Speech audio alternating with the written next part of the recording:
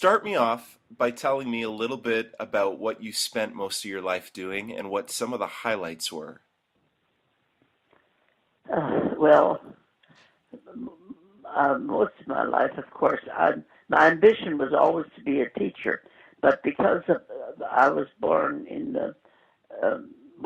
in the 1915, but I was about the right age for thinking about going to school when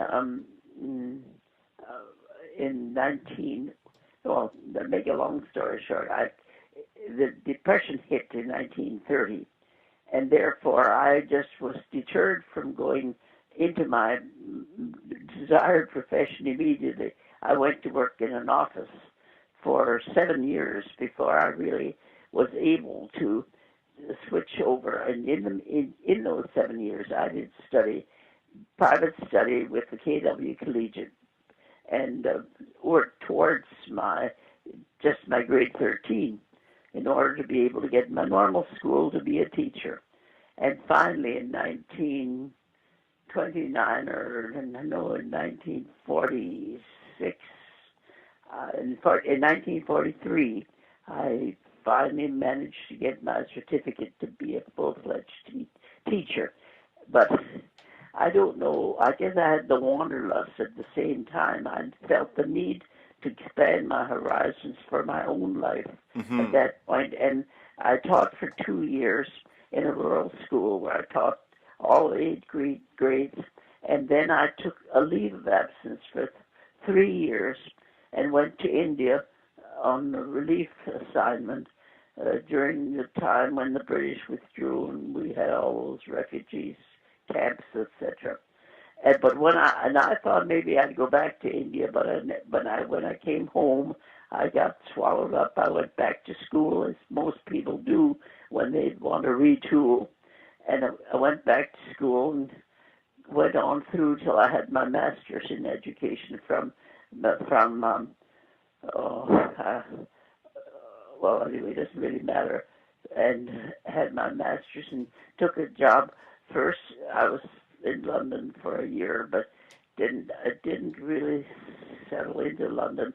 I went to Toronto, actually Etobicoke, and taught there just at the time that the baby boomers were coming in, and the schools were expanding. Didn't have enough schools, didn't have enough principals, teachers, or anything, and so in a couple of 2 years, I guess, I taught there before I was a principal. Not only a principal, I had to open a new school of an eight down the old Bloor Street, and taught there for a year. When they want me to open another new school, I opened 2 new schools, and then they knew I'd been studying about the gifted children in my master's program, and that I had questions about the program of segregating gifted children from other children. And so they asked me to start a program for gifted children in Etobicoke, which I did, and it gained quite a bit of attention for the area at the time. And I introduced some new methods of teaching. Anyway, eventually went into taught in teacher education along the way, and then went on to the Ministry of Education, where I barely got my feet wet when I was in the curriculum department there for about a year, supposed to be an inspector of schools, but that was fading out, and I soon became, we did more consultancy work, because inspectors were not very welcome, nor did I think it was a good idea. Stand in the back and criticize was not any way of helping anybody. Right. And so when Davis, the Minister of Education, got up and announced to the world that the Ontario was going into educational television, he did that in the spring, and he said we would go to air with 52 hours of educational television. and I was, of course, in the ministry, and we didn't have an hour of educational television in the in the files. Wow.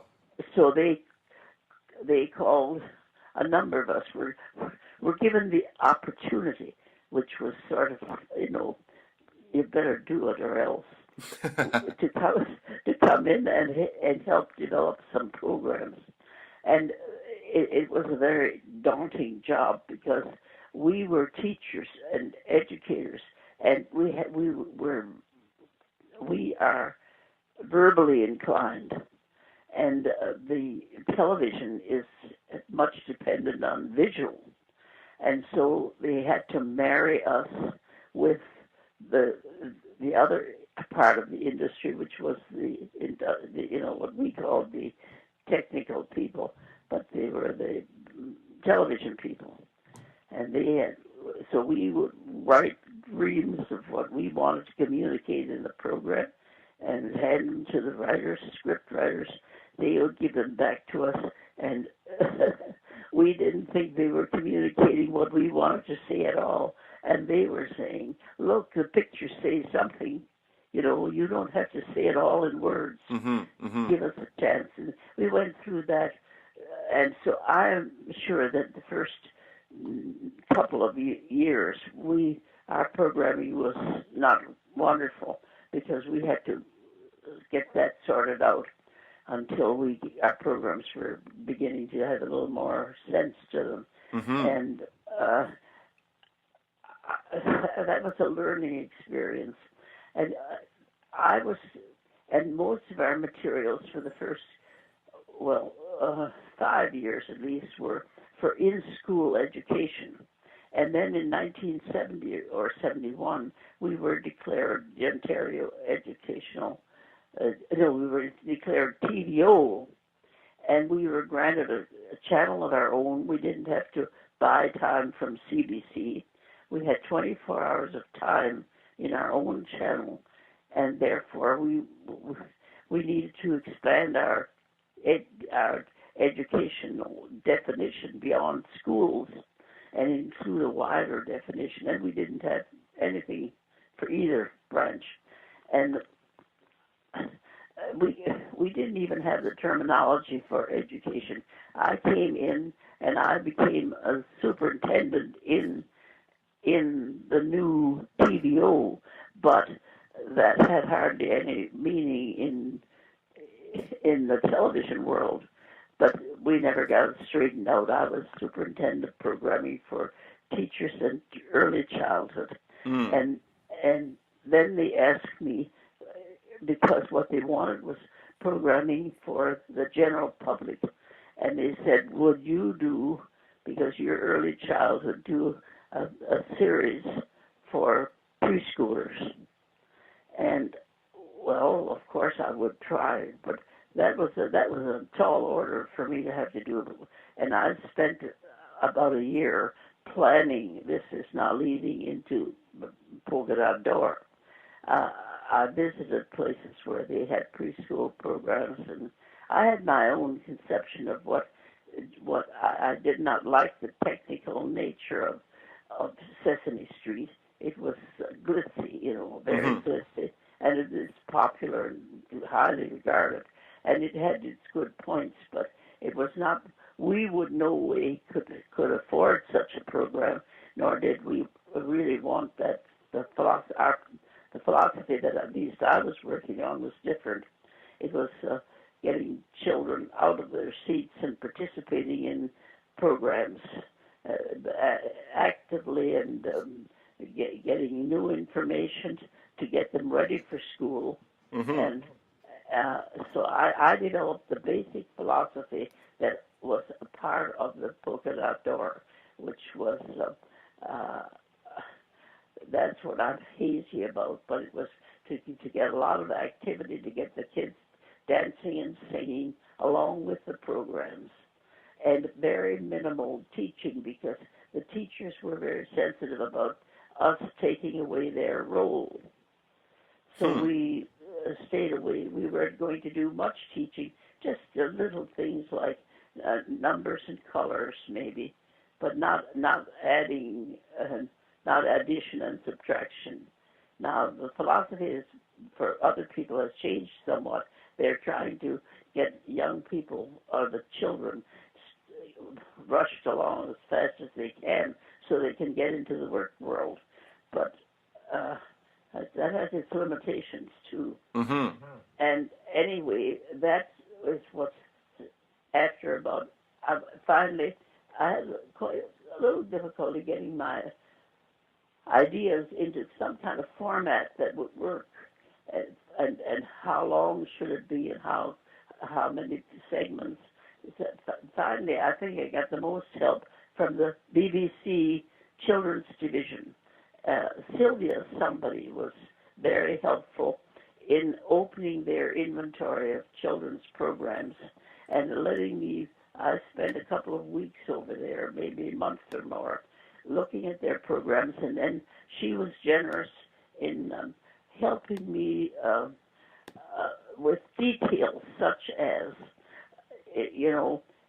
have short segments and move from segment to segment quickly. And as well as she said, don't focus the program on an individual.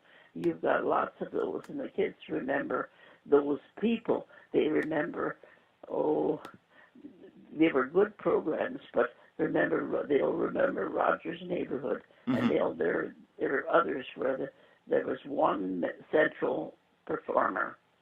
And she said, they're finding that if we use a couple of different hosts from time to time and make the content more important than the person. And so I think that was one of the good things we inherited, that idea from them, formatting, which was, we brought in two relatively young people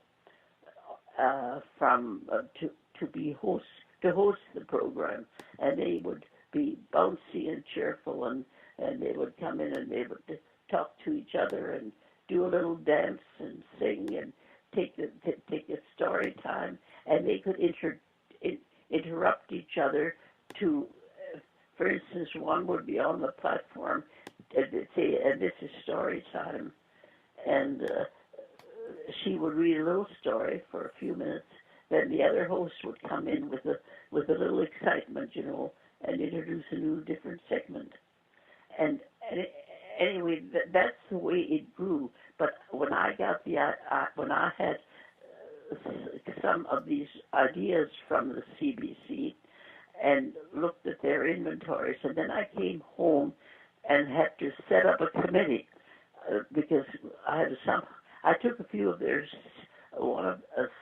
number of their programs, which they were selling in a package, back to use as demonstrations to our committee, so that they would get into the spirit. And I developed a little. I don't really know now. I used a woman who was an early childhood expert, was on the committee from Ontario Institute for Studies in Education, and it was very small for somebody and I was from the television branch, and I'm hazy about who was on, except I'm not sure that I'm quite sure that Ted Conybeare was not right on the committee, but I think Peggy Liptrot was on. You see, by that time, television, the production side, the television side, had developed enough to have a few divisions where they had already had a little nest of directors, and I'm not sure what Peggy's title was, but she was one of those, either producers or directors. And we had talent scouts too, so that when we really got into trying to develop the program, we had their resources at our command too. And so I know that Peggy was one of the early people on that committee, and I don't know, she might remember because she worked a little bit. I think that after we got along a little bit in discussing the contents, the early childhood expert was very helpful in uh, into the details of saying, well, you can't do that, you can't use that activity with children because that's too detailed. She'd help us shape up the program, and at a certain point, then I had to have somebody to keep an eye on the program as it developed because I had other programs I had to do also. Hmm. And I had two men that were ready for appointment to an assignment, and the one was uh, that the one was the art director from Toronto Normal School, and the other was out of the normal school setting too, but he was teacher education. And I almost made a mistake because the teacher ed person is the one that had been there longest, and I thought I should give it to him. But it was the Toronto art person that was appropriate for this show because he was artistic. He was used to, that's what we needed for this show. So, And what he oversaw the show from that point on? yes. Well, So I have some of the names here because I have chatted with some of these people, and that might help jog your memory. You mentioned Peggy Liptrot. One of the educational supervisors, according to my research, was a woman named Marnie Patrick Roberts. Does that ring a bell? one of the education supervisors, Yeah. uh, Marnie Patrick Roberts. Not really, And because and then I we don't know what years she would be the education supervisor. I well, know that the first one was Ted Cody Bear. right. Yep, I had Ted Coney Bear, and then Peggy recalls hiring two people to write the early scripts, and that was Dodie Robb and Pat Patterson. To write scripts. That's correct. Right. Okay. Well, they would come to us. Uh, I would say out of the television pool, and not out of the school system. Hmm. And so Peggy would have a reason for knowing them. And then the art director that did the animation and the opening sequence and all the bells and whistles, his name was Dick Yeah. Durhodge. And Yeah. the other woman who Peggy credits that she was the one that actually came up for the title of the show that worked at the Institute in Toronto was Dr. Ada Sherman. Does that name ring a Yes. bell? That. Oh yes. Ada Sherman was one of the very early ones that helped with the development of the program. But but where did Peggy see her roles?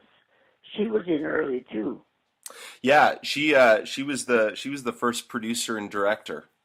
That's what I thought. And I wonder whether she was.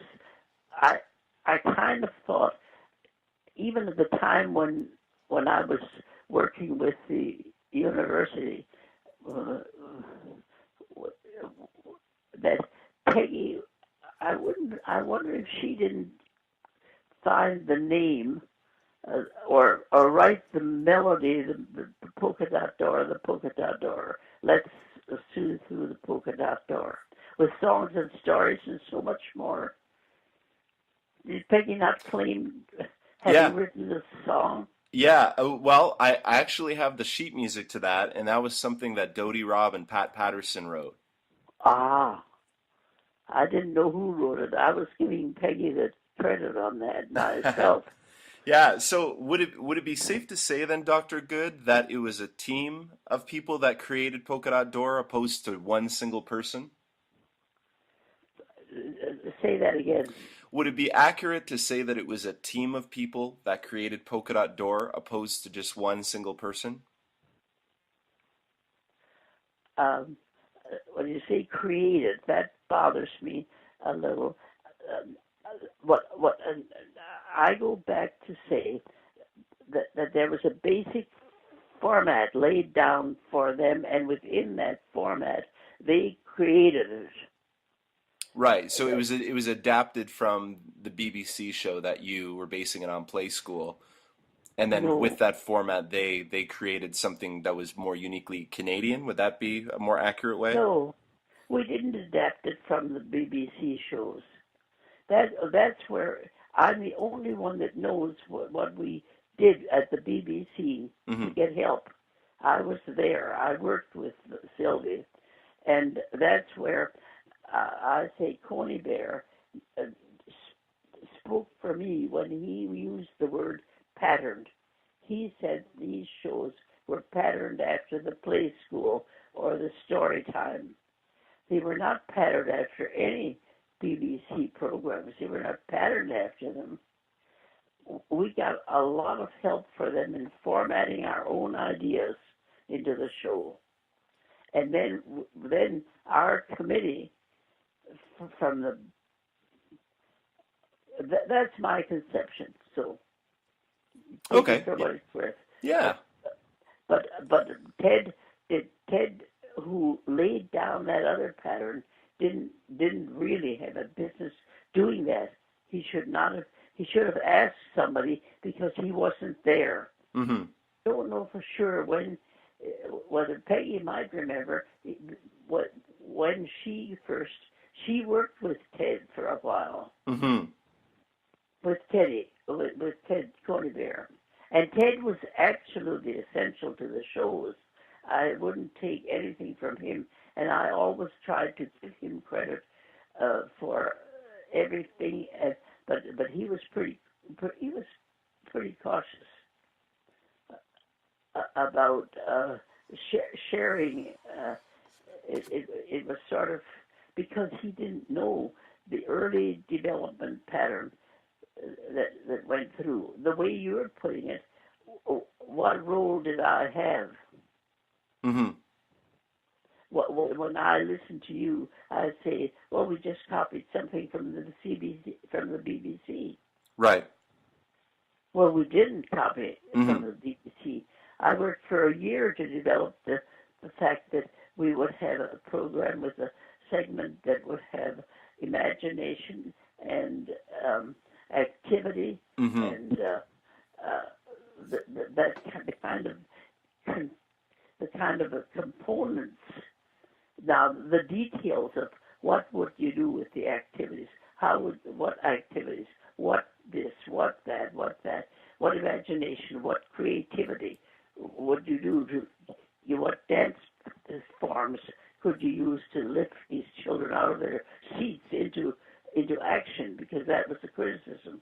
Right. They didn't, and now that's what that was the creative part of the show, and that was done by a lot of people. That creative development of the Polka Dot Door was done by the people Peggy mentioned, Roberts, and I don't know who they were. Right. So it sounds to me as if it was really a team effort that developed the show. Is that how you would answer it? Like if somebody were to ask you who created Polka Dot Door, what would be your kind of one sentence answer? I said there's no series of shows that is developed by one person. Mm-hmm. That is always a team effort in the development of a show, but there has to be a plan underlying the basic development that they work towards, and that is to get these kids out of their seats and full of imagination and activity and practicing little dance steps. So these and it was the ideas of a lot of the like having two performers instead of one, and I don't even remember seeing that show at the BBC, but the BBC was most helpful in basic elements. I don't remember seeing. I saw Play School and I saw Story Time, but none of these are replicas of those stories. Mm-hmm. I hate to have it presented as a pattern from the BBC, because then I might as well, then I was a fraud. Yeah. But I don't really care anymore what they say. I've had a lot of credit from having uh, instigated that show, and I worked hard on it, and so that. But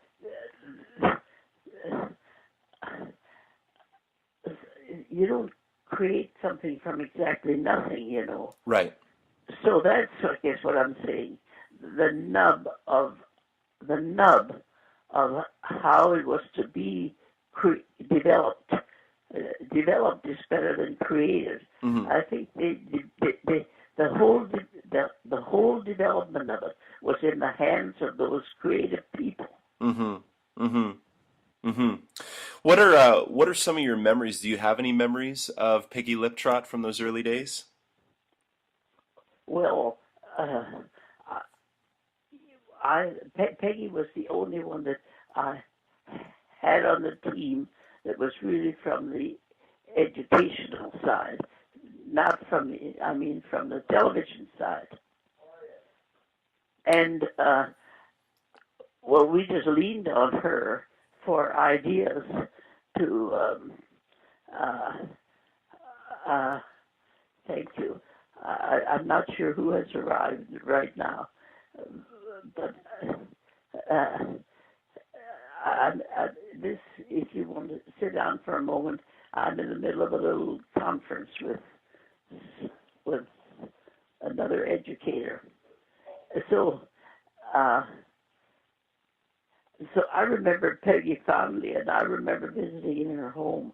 And at the time when I was granted the doctorate at the university, at the other university, um, you know, the Waterloo, Right. Wilfrid Laurier. Wilfrid Laurier. Yep.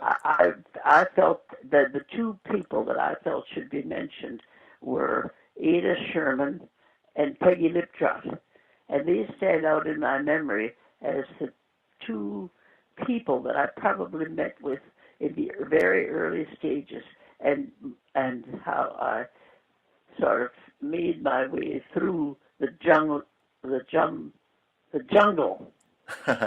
trying to find a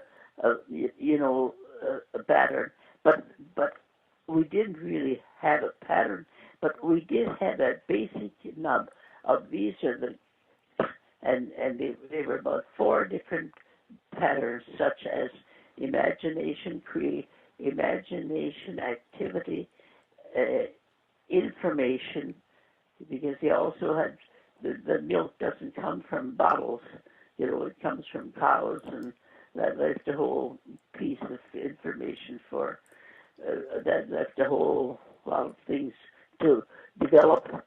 And so the whole development of that show was was in the hands of a team, and a creative team, Do you? and it depended on the creative team. It was important to have a good team. What were your memories of working with Ted Coneybear? Well, I think Ted was the one consistent thread throughout the whole thing from beginning to end. I found him very good to work with. He was pleasant. He was personable. He was a little. He wasn't as sharing as he might have been. He seemed to. It was the end of his career, and he needed to make something of his work too. And so I often felt he didn't share as much as he could. And then he didn't, when they asked him, he's the one that said it was patterned after, you know, the BBC. And that he went sort of beyond his right in he should have referred once in a while to ask me. And but I really didn't. I was going on with other things, and it didn't bother me very much. I sent him to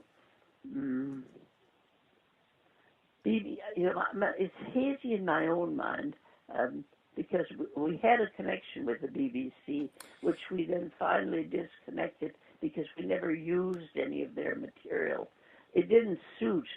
It was British, you know, and it just didn't suit us. And when I wanted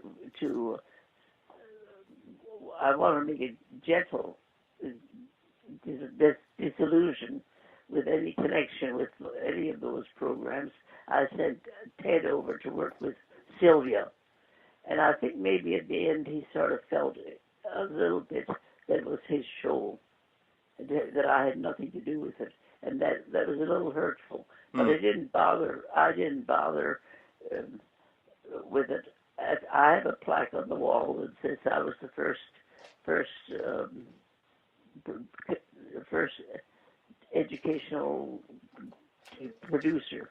Right. And that is not quite sufficient, but it satisfied me. Was your credit on the TV show executive producer? Pardon? Was your credit on the TV show executive producer? Yes, I would. I mean, I would have been the executive producer, but anyway, it's good enough. And do you have any memories of some of the other people I mentioned, like Dodie Robb and Pat Patterson, and some of those early people that were writing scripts for the show? I just remember the names and reading their scripts. That's about all I remember. And how about Ruth Vernon? Do you remember that name? Oh, I don't remember her as being related to this show at all. It was merely when I got close to retirement and some of my programs were transferred into her bailiwick that then early childhood fell into her early childhood. She had nothing to do with Polka Dot Door. Right, right. I think later on she was involved in, like you said, overseeing some of these shows. Yes. But we had a wonderful get together, and I had the opportunity to meet her and a host of other people, and she's a very, very kind, wonderful lady. Yes, she is, and she was in early childhood programming. We did not philosophically necessarily agree, but she was very good in her field, and but she was not, she just, I think that Ted Tony Bear was still in charge. It was just under, and I think she read some of the scripts and so on later in the later years. Right. I had the wonderful opportunity to visit with another lady, and I'm not sure if you remember her name, but she remembers being interviewed by you on her couch in the front of her house before she was hired at TVO, and her name was Jennifer Harvey. I'm not sure. Oh, yes. And I remember Jennifer. And she remembers you very fondly. Another name, of course, is Ran Eyed, the man who started TVO. What do you remember about him? Well, he was the one that knew that I was the backbone of Polka Dot Door initially, that I laid the foundation for it. And because I worked with, he was the CEO at that time, and he and David Cook were the ones that put me in charge of developing the series. And who is they were very supportive. Who is David Cook? David Cook at that time was working next to Ide. I don't know what the title was. The other two names that I wanted to mention were the first two hosts of Polka Dot Door, and I don't even know if these ring a bell, but I've met one of them, and she's delightful. It was Nina Keogh and Gordon Thompson. What was his first name? Nina Keogh and Gordon Thompson. I remember the names. And I probably, but I wouldn't know them if I saw them again. Were they the first hosts? They were the first hosts, and Nina came from a strong family in puppeteering, and she went on to work on Today's Special as a puppeteer and a number of other shows. I see. Well, we had a lot of good hosts, but they must have set it off on a good foot.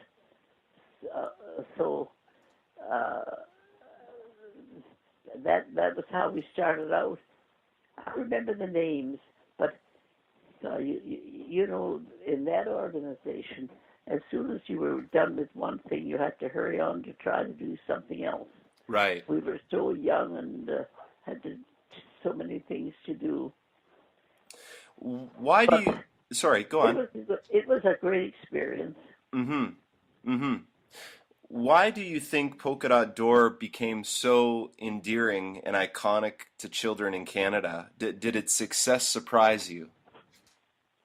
Uh, yes, I guess its success surprised all of us a little bit because uh, you know, everybody was overcome with Sesame Street at the time, and this was not at all a competition for that, and so it uh, it was a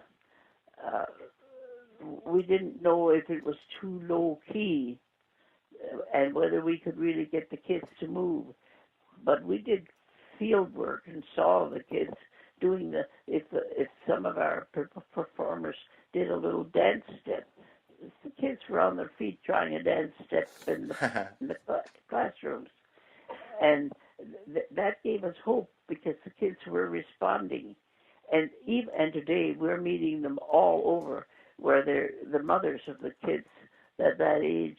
They still remember and they're happy to meet somebody that was related to the Polka Dot Door. Oh, absolutely. And because it was on for 22 years, it's Yes, it's crossed the generational lines. right. And I'm 32 years old this year, so I certainly remember it.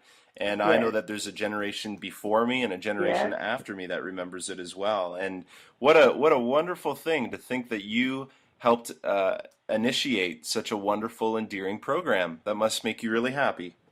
And you were right in saying that the series actually it's never done by one person. There are a host of people, as you've mentioned them, that were necessary to to create that ongoing, interesting program for the kids. That had to be a team effort. It couldn't Absolutely. be anything else, and without the strength of some of the divisions of TVO, we wouldn't have been able to get in touch with all of the resources we had. So we could tap into uh, performers and that we couldn't have done on our own if we hadn't had a TVO resource of of performers. They knew there was a pool of performers somewhere, and they could tap them and send a couple to try to to to, to try out for it. And so it worked out very well if by using it to a team. Do you have any other shows that you remember working on at TVO that Oh, stand out to you? I I it would be it takes my memory. I worked with children with different understanding, children who had handicaps, but later in a lot of those shows, you know, I was basically an administrator. I read the scripts and I approved the content, and it was very much dependent upon. I was actually more related to that door than to any of the others in terms of getting them launched. Getting them launched, you see, Hmm. not.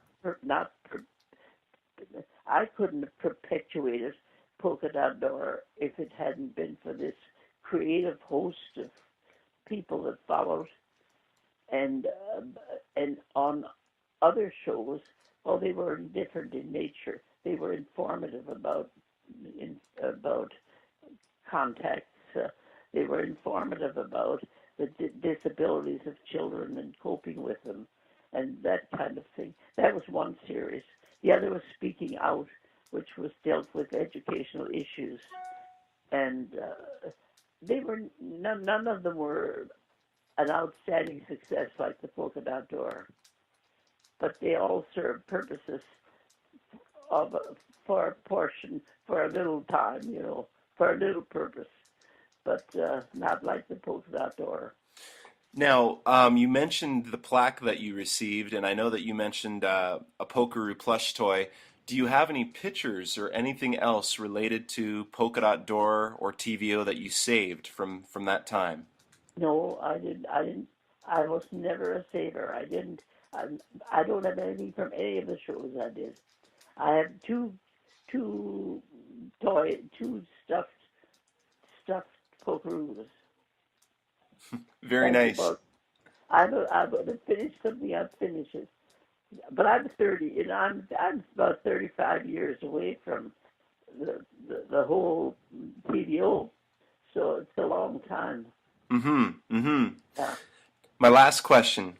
When it comes to your career, Dr. Good, what are you most proud of? Well, that's a hard question because basically I'm so interested in teacher education that I'm proud of some of the things we did, but I guess it's the Polka Dot Door I'm most proud of. That's the most because it just hit right, and too many kids and mothers have come to tell me how wonderful. So that's the way it is.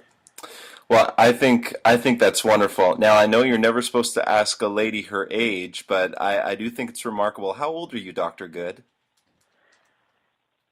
Uh, I'm 97, going to be 98 in November.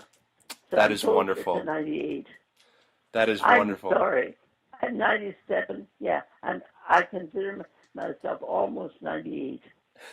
Well, I think it's wonderful, and I think you've left an incredible legacy, and I think something that you've been a part of has touched the lives of millions of children and a generation of children, and I think that is an incredible legacy to live and an Well, thank incredible gift to so many people. So thank you so much well, for your work and for even spending the time today with me to talk about it.